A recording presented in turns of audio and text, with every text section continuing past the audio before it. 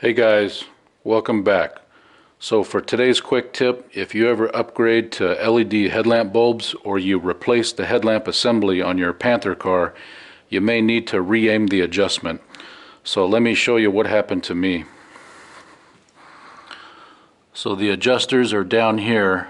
There's one there and there's one there.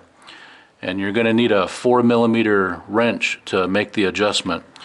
And on this lower one you've got plenty of room to get on that adjuster, but this one up here on the top, there's a clearance issue because of this header panel. So the smallest combination wrench I had was an 8mm, and that wasn't going to work. I found out they make a specialty tool just for Fords to adjust the headlamps.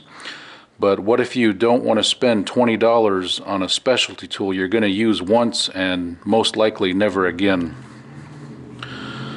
So I came up with this. You can make your own with a 4mm button head screw, 2 washers and 2 nuts.